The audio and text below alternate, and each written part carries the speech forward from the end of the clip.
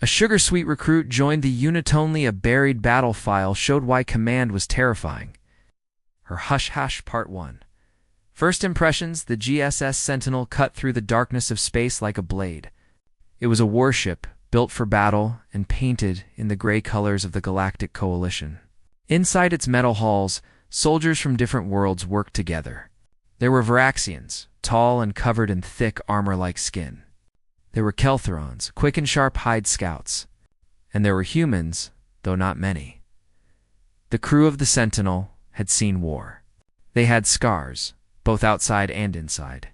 They moved with the careful steps of people who had survived things that would break others. This was not a place for soft people. That was why everyone was so confused when Private Hannah Chen arrived. She stepped off the transport shuttle with a bright smile and 2 heavy bags. One bag held her military gear. The other bag held baking supplies. She was small, even for a human, with kind eyes and a cheerful voice that seemed too loud in the quiet ship. "Hello, everyone," she said to the landing bay crew. "I'm so excited to be here. I brought cookies." The Varaxian dockworkers stared at her. One of them, a veteran named Krog, looked at his partner and made a gesture that meant, "Is this a joke?"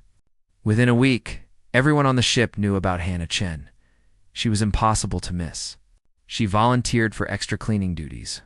She helped in the medical bay, holding the hands of injured soldiers and telling them stories to distract them from pain. She even set up a small baking station in the corner of the mess hall, where she made cookies and bread that filled the ship with warm, sweet smells. The other soldiers did not know what to think of her. Lieutenant Torvin, a massive Varaxian with 4 decades of combat experience, watched her with deep suspicion. He had fought in 17 major battles.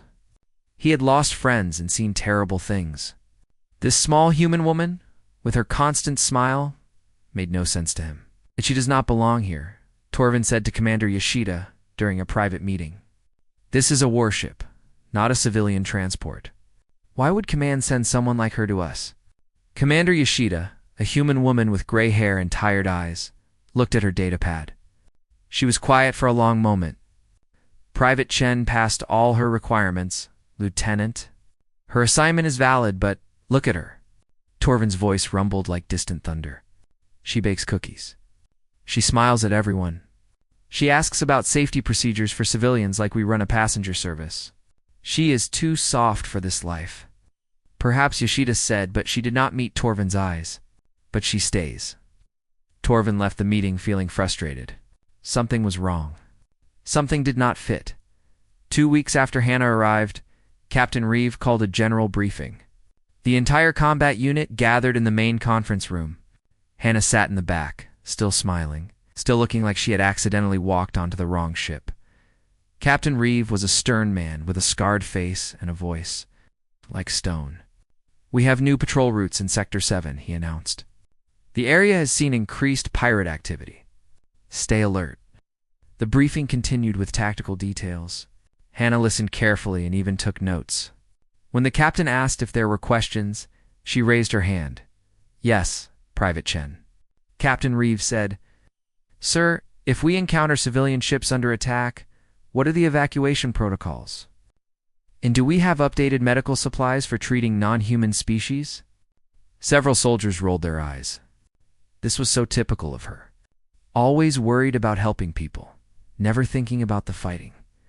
But Captain Reeve's response was strange. He looked at Hannah for a long moment, and something passed across his face. Was it respect? Caution? Fear? "We have standard protocols, Private," he said quietly. "I'm sure you'll handle any situation appropriately." The way he said it made Torvin's skin prickle. There was meaning hidden in those words. Meaning he did not understand. After the briefing, Torvin made a decision. He went to his quarters and accessed the ship's personnel database. Every soldier had a service file. It contained their training records, their past assignments, their performance reviews. Torvin wanted to know who Hannah Chen really was. He typed in her name and pressed enter. The screen flashed. "Access denied." Torvin frowned. He tried again, using his lieutenant-level clearance. The screen changed, showing a basic profile. Name, Hannah Chen, age 26. Rank, private. Homeworld, Earth. But everything else, her training history, her past assignments, her performance records, was hidden behind encryption. Classified level 7 clearance required. Torvin sat back in his chair, his heart's beating faster. Level 7 clearance was for intelligence operations, for secret missions, for things that could affect entire planets. Why would a simple private who baked cookies have a classified file? He tried accessing other parts of her record. Medical history, classified. Psychological evaluations, classified. Previous unit assignments, classified. It was as if someone had deliberately buried her past. Torvin looked at his screen, at the word classified repeated over and over. Felt something cold move through his blood. This sweet, kind human woman had secrets. Big secrets. The kind of secrets that command locked away in the deepest vaults. The next morning, Torvin saw Hannah in the mess hall. She was teaching a young Kelthoran recruit how to make bread, her hands moving gently, her voice full of patience and warmth. She looked up and saw Torvin watching her. She smiled and waved. "Good morning, Lieutenant. Would you like some fresh bread?" Torvin nodded slowly. "Yes, thank you, Private." But as he took the bread from her, hands that looked so small and gentle, he found himself wondering what those hands had done to earn a Level 7 classified file, and why command seemed so careful around her. Something was very wrong, and Torvin was going to find out what it was. End of Part 1. A sugar-sweet recruit joined the unit only. A buried battle file showed why command was terrifying her. # Part 2. The incident, the alarm woke everyone at 0400 hours. Red lights flashed through the corridors of the Sentinel. The speakers crackled with Captain Reeves' urgent voice. All combat personnel report to briefing room immediately. This is not a drill. Torvin was already running. He had been a soldier long enough that his body moved before his mind fully woke. In the briefing room, he found the other members of his unit gathering quickly. They were professionals, moving with practiced efficiency. Hannah Chen arrived last, still adjusting her uniform. But Torvin noticed something. She was not panicked. Her movements were calm and precise. Her eyes were alert and focused. Captain Reeve did not waste time. "We received a distress call 20 minutes ago. Mining colony on Tertius 4 is under attack by Krell raiders." The room went quiet. Everyone knew about the Krell. They were a brutal species that valued strength above all else. They did not take prisoners. They did not show mercy. When the Krell attacked, people died. "The colony has approximately 6,000 civilians," Reeve continued. "Mostly families. The Krell hit their defense systems first. They have maybe 6 hours before total destruction. We're the closest coalition ship." He paused. "We're putting together a strike team for immediate deployment. Ground assault, civilian evacuation. Volunteers only." Hands went up immediately. Torvin raised his. So did 8 other experienced soldiers. This was what they trained for. Then, from the back of the room, another hand rose. Hannah Chen stood up. "I volunteer, sir." The room filled with shocked silence. Several soldiers turned to stare at her. Was she serious? "Private Chen," Torvin said, trying to keep his voice calm. "This is a combat operation against Krell raiders." "Perhaps you should. I'm aware of what the Krell are, Lieutenant," Hannah said quietly. Her smile was gone now. Her face was serious. "I volunteer." Torvin looked at Commander Yashida, expecting her to refuse. To everyone's surprise, Captain Reeve nodded. "Request approved. Chen, you're on the team, sir." With respect, Torvin began. "Your objection is noted, Lieutenant," Reeve said firmly. "But the decision is made. Wheels up in 15 minutes. The dropship ride down to Tertius 4 was tense. 12 soldiers sat in the transport bay, checking their weapons and equipment. The ship shook as it entered the atmosphere. Smoke rose from multiple locations on the planet below. Torvin sat across from Hannah.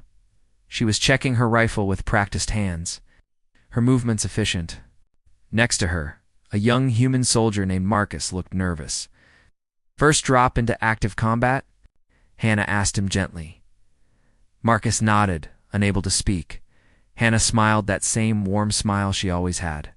"It's okay to be scared. Everyone is, even if they don't show it.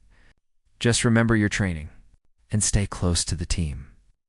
She patted his shoulder, and somehow Marcus looked calmer. They landed in chaos. The mining colony was burning. Buildings had collapsed. People were running in all directions, screaming. The sound of Krell weapons echoed through the streets, a terrible crackling noise that made the air smell like ozone. "Teams of 3. Torvin shouted over the noise. "Sweep the residential sector and move civilians to the evacuation point." "Go." The squad split up. Torvin assigned Hannah to protect a group of civilians in a temporary shelter or a reinforced building near the evacuation zone. It was the safest place he could think to put her. "Keep them calm," he told her. "We'll handle the Krell and come back for you." Hannah nodded. She herded 15 civilians into the shelter, mostly children and their parents. The children were crying, terrified. Hannah knelt down and started talking to them softly, her voice cutting through their panic. Torvin and his team moved deeper into the colony.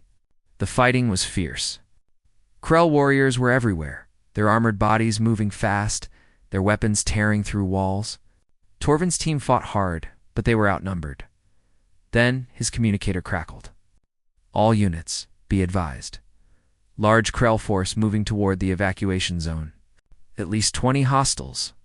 They've found the civilian shelter." Torvin's blood went cold. Hannah was there.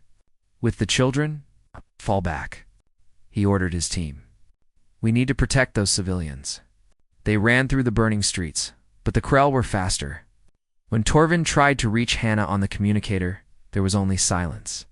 Then the communicator went dead. By the time Torvin's team reached the shelter, everything was quiet. Too quiet. The door was torn open. Torvin raised his weapon and moved inside, expecting the worst. Expecting to find the civilians dead. Expecting to find Hannah's body among them. Instead, he found something that made his mind struggle to understand what he was seeing.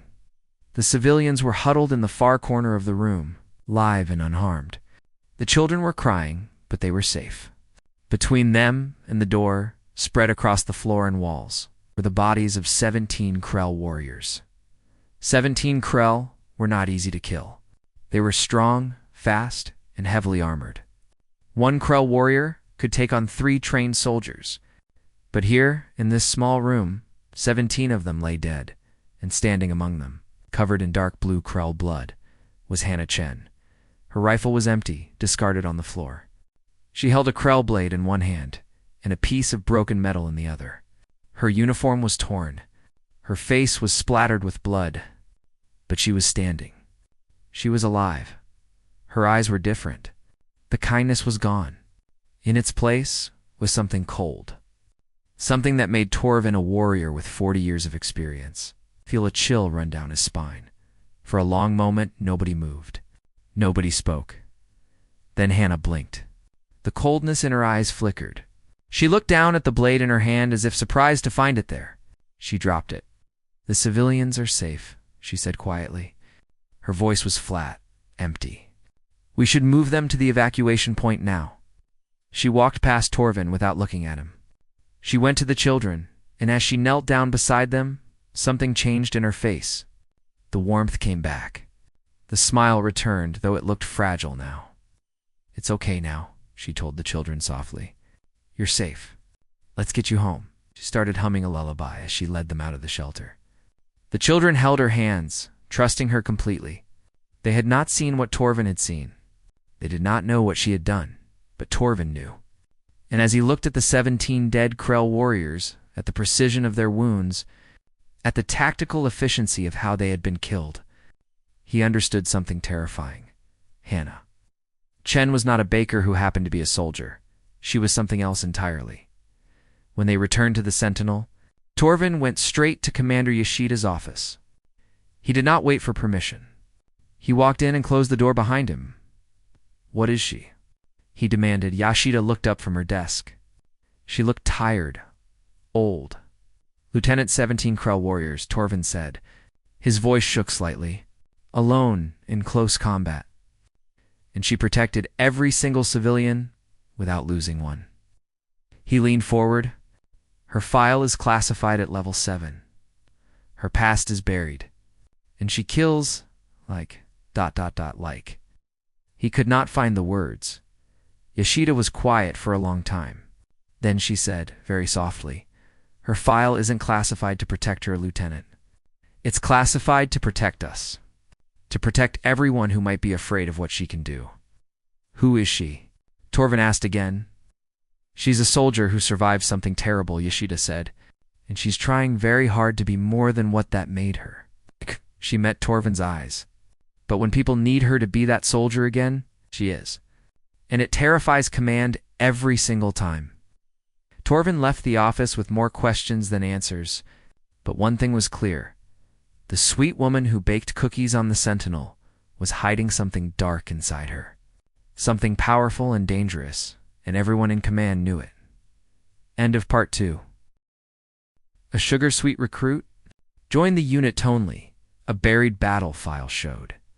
Why Command was terrifying her ## Part 3, the buried file life on the Sentinel.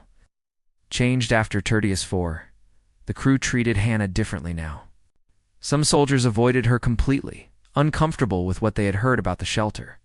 Others watched her with nervous respect, like she was a weapon that might go off at any moment. Hannah noticed. Of course she noticed.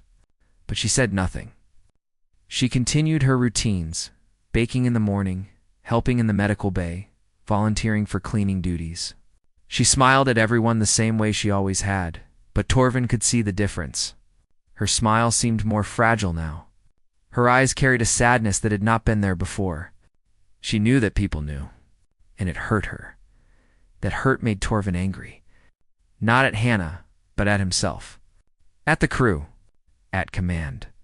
This woman was trying so hard to be kind, to be good, and everyone was treating her like a monster. He had to know the truth. He had to understand who she really was.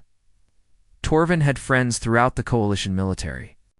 He had saved lives, earned favors, built relationships over his long career. Now he called in those favors. He sent coded messages to contacts in intelligence, in command and records departments. He pushed and pushed, refusing to give up.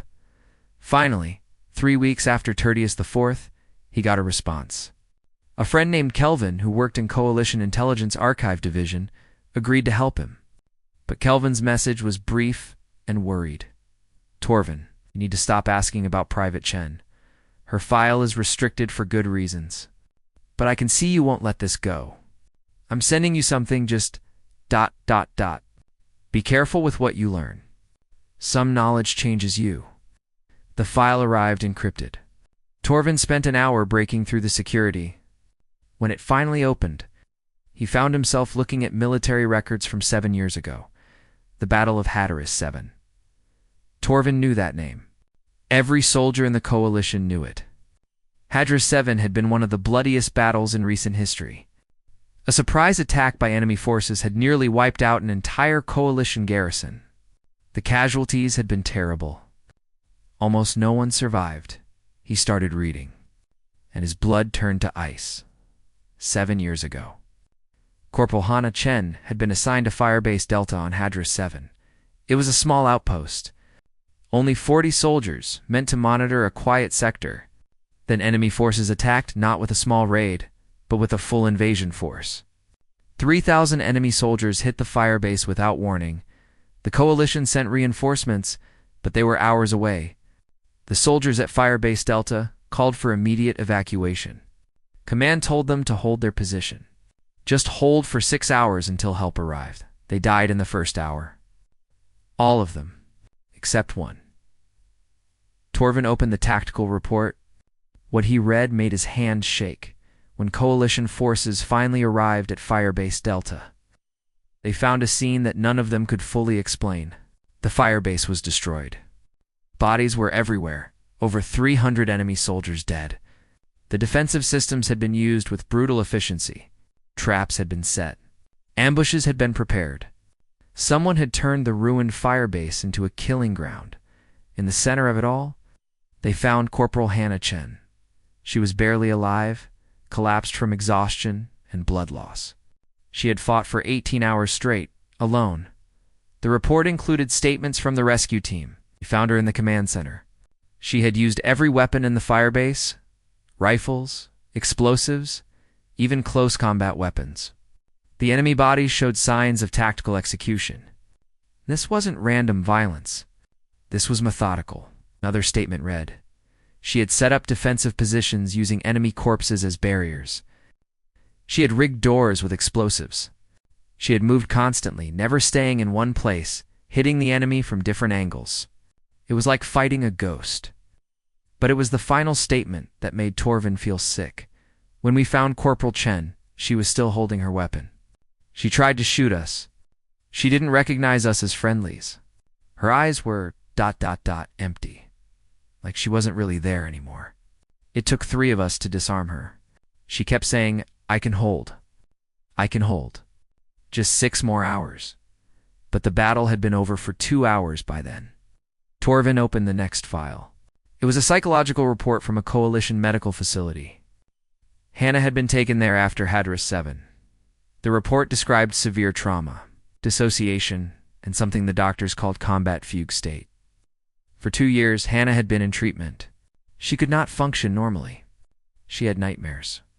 She could not remember most of what happened at Firebase Delta. Her mind had locked away those 18 hours.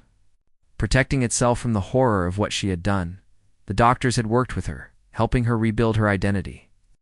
They encouraged her to focus on gentleness, on kindness, on helping people.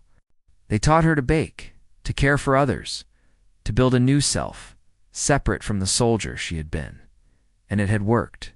Slowly, carefully, Hannah had become functional again. She had become the sweet, kind person who now served on the Sentinel. But the report included a warning. Written by her chief psychiatrist, Patient Chen has made remarkable progress. However, neural scans show that the trauma response patterns remain intact.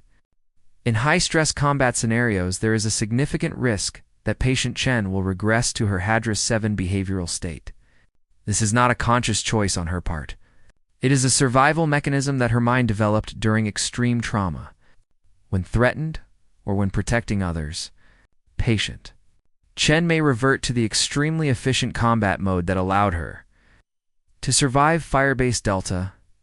Recommend assignment to non-combat roles indefinitely for her own mental health and safety. Torvin scrolled down. The recommendation had been ignored. Instead, there was a note from a coalition general, Private. Chen's unique capabilities make her too valuable to keep in non-combat roles. She will be assigned to active duty under careful supervision. Her condition will be monitored. But the coalition needs soldiers who can do the impossible. Private Chen has proven she can. Torvin sat back, feeling hollow. They knew. Command knew exactly what Hannah was. They knew she was fragile, that she was broken in ways that might never fully heal. And they put her back in combat anyway because she was useful. The file included one more document. Helmet camera footage from Hadris 7. Torvin almost did not watch it, but he needed to understand. The footage was from a rescue soldier's camera. It showed the ruins of Firebase Delta, bodies everywhere, blood, destruction, and in the command center. Surrounded by enemy corpses was Hannah. She was covered in wounds, barely able to stand. Her uniform was torn and soaked with blood. She held a rifle with shaking hands, pointing it at the rescue team. "Stay back," she screamed. Her voice was raw, broken. "I can hold this position. I can hold. They won't get through. I promise. I can hold." The rescue soldier spoke gently. "Corporal, the battle is over. You're safe now. Lower your weapon." But Hannah did not seem to hear him. Her eyes were distant, lost. "I can hold," she whispered. "Just 6 more hours. I promised. I can hold." When they finally took the weapon from her hands, she collapsed. The last thing the camera recorded was Hannah curling into a ball on the floor, trembling, repeating the same words over and over. "I held. I held, I'm sorry." I held. Torvin closed the file. He sat in the darkness of his quarters for a long time, his mind struggling with what he had learned. Hannah Chen was not just a soldier who had survived trauma. She was a human being who had broken herself to protect others, who had become a weapon because that was what survival demanded. And now, she was trying desperately to be something else, something gentle and kind. But Command would not let her. They kept putting her in situations where she would break again, where the monster she had become would wake up, and they called it duty. The next morning, Torvin saw Hannah in the mess hall. She was teaching a young soldier how to make bread, her hands gentle, her voice soft and patient. She looked up and saw him. She smiled that warm, fragile smile. "Good morning, Lieutenant." "Fresh bread?" Torvin took the bread from her hands. This time, he looked at those hands differently. Not with fear, but with deep, aching sadness. These were the hands that had fought for 18 hours to protect people she had never met. These were the hands that had broken herself rather than break her promise. "Thank you, Private," he said quietly. "It smells wonderful." Hannah's smile brightened, became more real, and Torvin made a decision. He would not treat her like a weapon. He would not treat her like a monster. He would treat her like what she was trying so hard to be, a good person who deserved kindness, because if Command would not protect her, then someone had to. End of Part 3. A sugar-sweet recruit joined the unit Tonely. A buried battle file showed why Command was terrifying her. Hash Part 4. The choice the weeks after Torvin learned the truth were different. He noticed things about Hannah that he had missed before.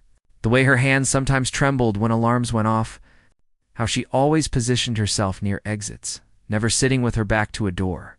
The careful way she monitored everyone around her, even while smiling and chatting. She was always on guard, always ready. Even when she looked relaxed, part of her was watching for threats. Other soldiers had read the rumors about what happened on Tertius IV. Some kept their distance, uncomfortable with Hannah's presence.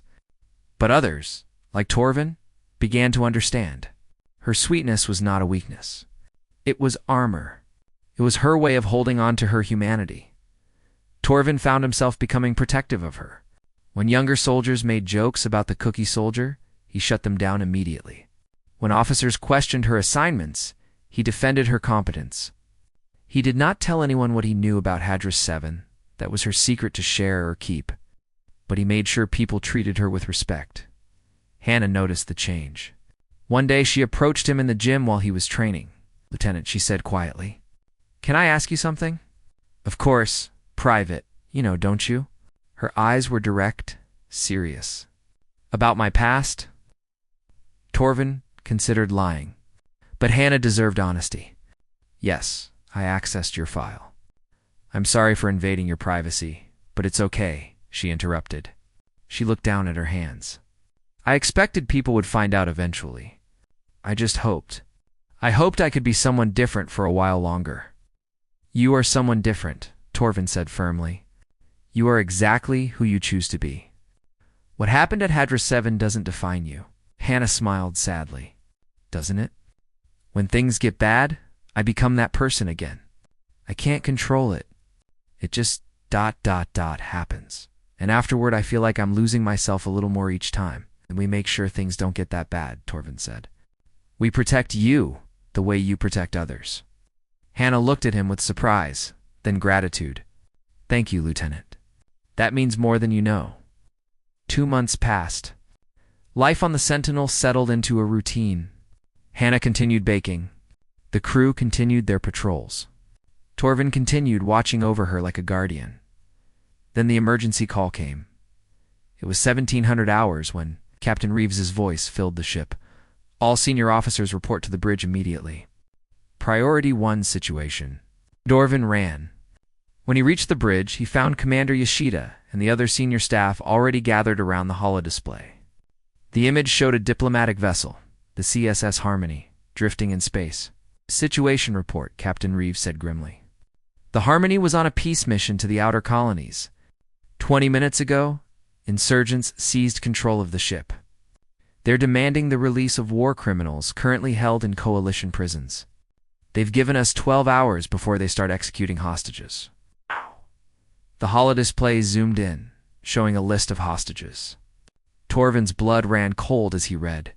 47 hostages total, including ambassadors from 6 species and 20 human children from the educational delegation program. Children? 20 children. The insurgents are members of the Red Scar faction, Yoshida explained. They're extremists. Analysis suggests they have no intention of releasing hostages, regardless of whether we meet their demands. This is a death sentence, dressed as negotiation. Yes. What are our options? Reeve asked.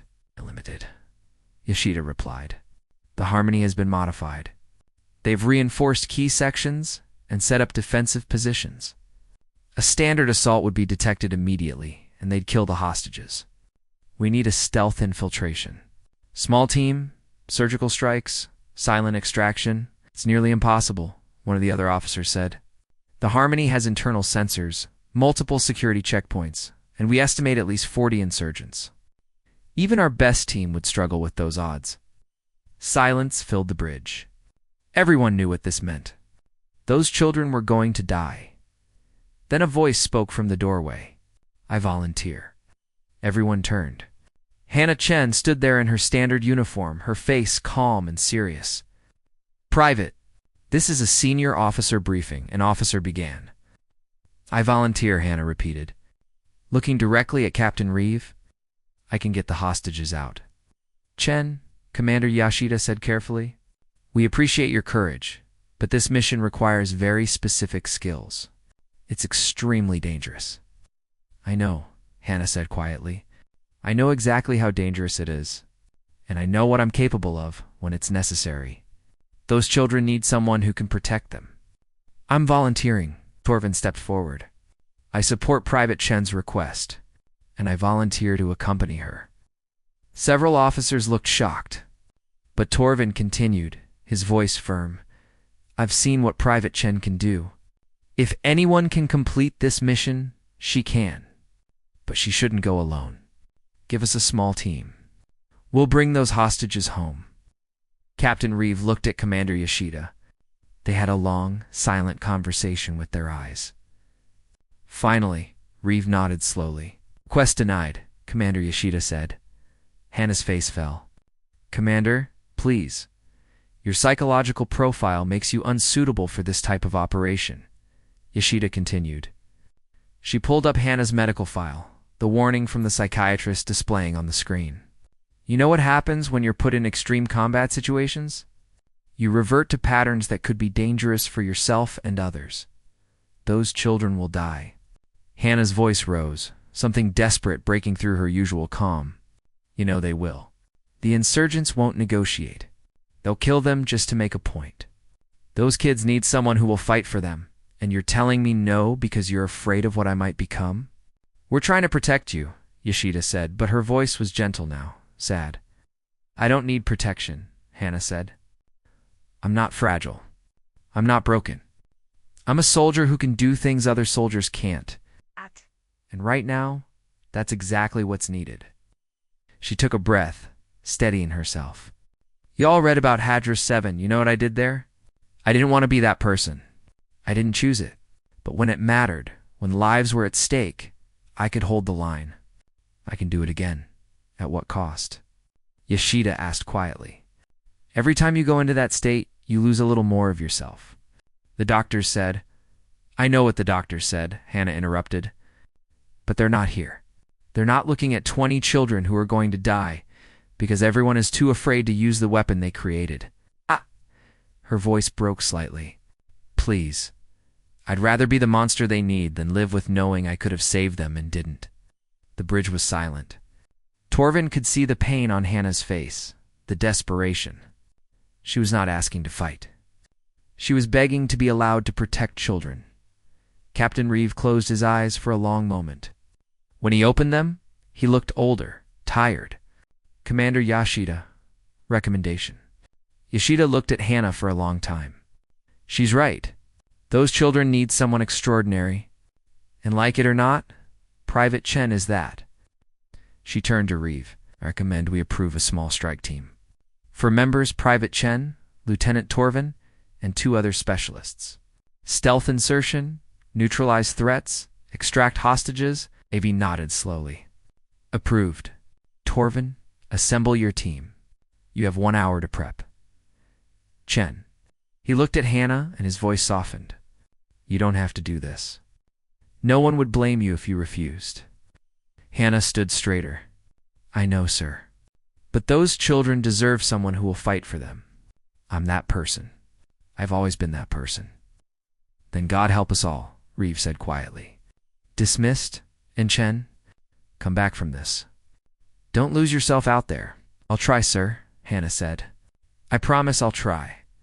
As the officers filed out, Torvin stayed behind with Hannah. She was staring at her hands, trembling slightly. I'm scared, she whispered. Not of the insurgents. I'm scared of who I become when I fight. What if this time? What if I can't come back? Torvin put a hand on her shoulder. Then we'll bring you back. That's what teams do. You don't have to fight alone anymore, Hannah. Not like Hadra 7. This time, you have us. Hannah looked up at him, tears in her eyes. Thank you, Lieutenant. Call me Torvin, he said. And let's go save some children. End of part 4. A sugar-sweet recruit joined the unit only a buried battle file. Showed why command was terrifying her ## part 5, Sugar and Steal the infiltration pod launched from the Sentinel at 0200 hours. Inside were 4 soldiers, Lieutenant Torvin, Private Hannah Chen, Specialist Kira Walsh, a human demolitions expert, and Scout Ven Akeltherin, with exceptional stealth skills. They wore black tactical gear and carried suppressed weapons. This was a mission that required silence and precision. Hannah sat quietly during the approach. Her eyes closed, breathing slowly. Torvin recognized what she was doing, preparing herself mentally for what was coming. When she opened her eyes, something had changed in them. The warmth was still there, but underneath it was steel. Remember the plan, Torvin said quietly? We go in through the maintenance tunnels. Kira disables their sensors. Ven scouts ahead. We locate the hostages, neutralize threats silently, and extract. No heroics. We work as a team. Everyone nodded. But Torvin noticed Hannah's hands were completely steady now. The trembling was gone. She was transitioning into combat mode. The pod docked with the Harmony at a maintenance port. Ven worked quickly, bypassing the locks. They entered the darkened corridors of the diplomatic ship. Everything was silent except for the hum of life support systems. They moved through the maintenance tunnels like shadows. Kira planted small jamming devices that would disrupt the insurgents' sensors without triggering alarms. Ven scouted ahead, his enhanced vision perfect for darkness. Torvin coordinated, and Hannah moved differently now. Her steps were precise, calculated. She cleared corners with military efficiency. She was not the sweet woman who baked cookies anymore. She was Corporal Chen from Hadra 7. They reached the first patrol. 3 insurgents walking through a corridor. Ven signaled. Torvin made hand gestures. Disable. Don't kill unless necessary. Hannah moved before anyone else could. She crossed the distance in seconds, silent as death. The first insurgent went down with a nerve strike to the neck, unconscious before he could make a sound. The second tried to raise his weapon, but Hannah redirected it, twisted his arm, and put him to sleep with a chokehold. The third insurgent saw her and tried to shout, but Hannah's hand covered his mouth while her other hand struck a pressure point. He collapsed. 15 seconds. 3 insurgents neutralized. 0 noise. Torvin stared. He had read about what Hannah could do, but seeing it was different. This was not just combat training. This was something beyond normal human capability. Speed, precision, and spatial awareness that seemed almost impossible. They continued deeper into the ship.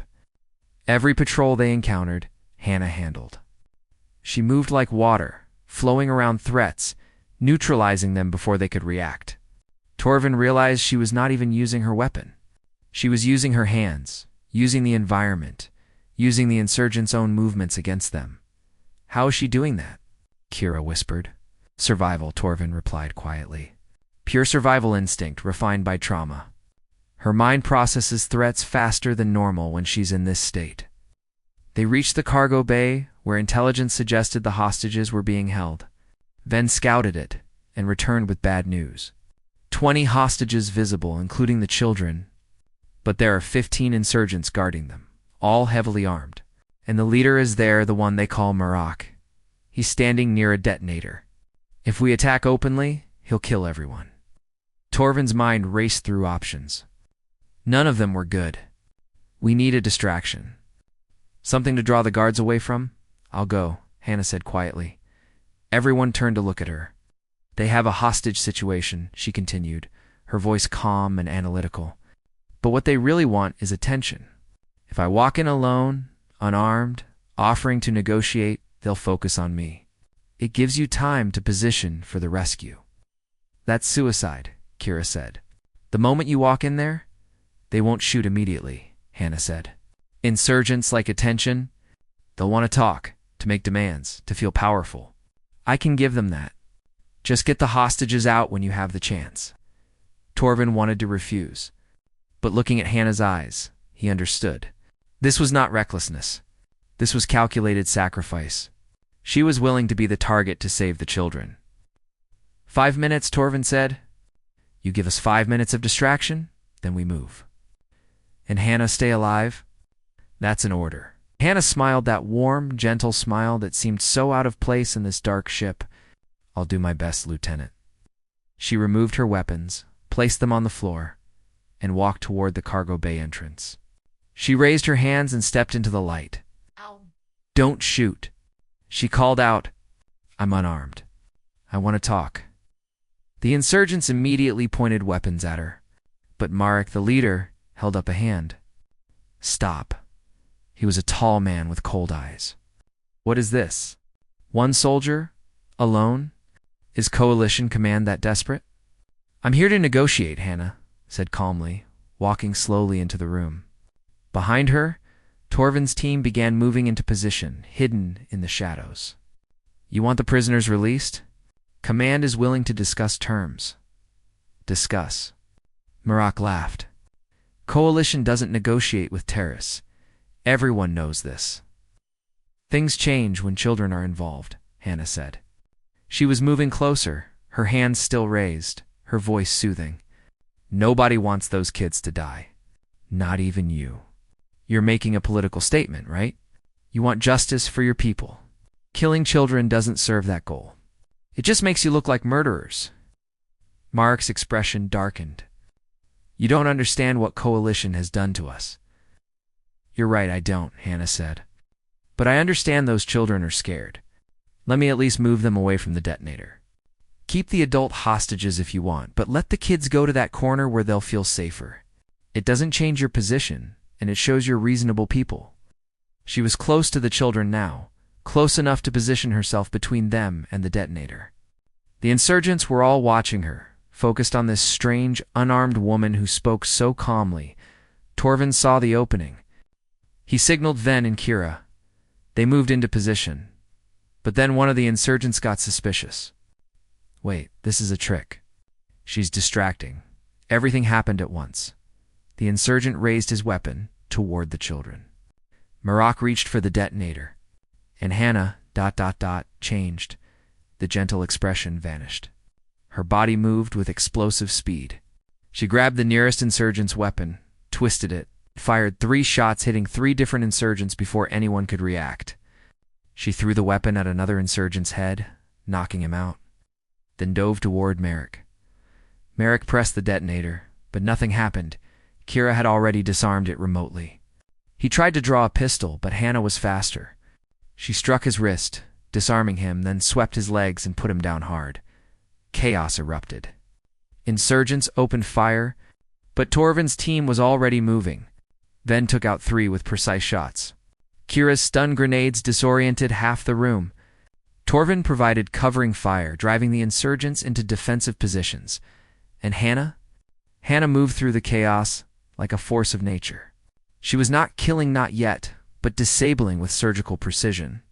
Every movement was efficient. Every strike was calculated. She moved faster than should be possible, reading the flow of battle like a language only she understood. Within 2 minutes, all 15 insurgents were down dead, unconscious, or too injured to fight. The hostages were safe, but Hannah did not stop. She stood in the center of the room, breathing hard, her eyes distant. She was still in combat mode, still seeing threats everywhere. Hannah, Torvin said carefully, approaching slowly. It's over. The hostages are safe. You did it. Hannah turned toward him, and for a moment Torvin saw no recognition in her eyes. She was back at Hadra 7, still fighting, still holding the line. Then a child's voice broke through. Thank you. One of the children, a little girl maybe 8 years old, had approached Hannah. She was crying, but smiling. You saved us. Thank you. Hannah blinked. She looked down at the child, and something shifted in her expression. The coldness melted. Her breathing slowed. She knelt down to the child's level, and when she spoke, her voice was gentle again. You're safe now, Hannah whispered. She pulled the child into a hug, and suddenly she was trembling. You're all safe. The other children gathered around her, and Hannah held them, tears streaming down her face. She was crying not from fear or pain, but from relief. She had fought the monster inside her and won. She had protected the children and came back to herself. Torvin coordinated the evacuation. The hostages were moved to the rescue shuttles. The insurgents were secured. The mission was a complete success.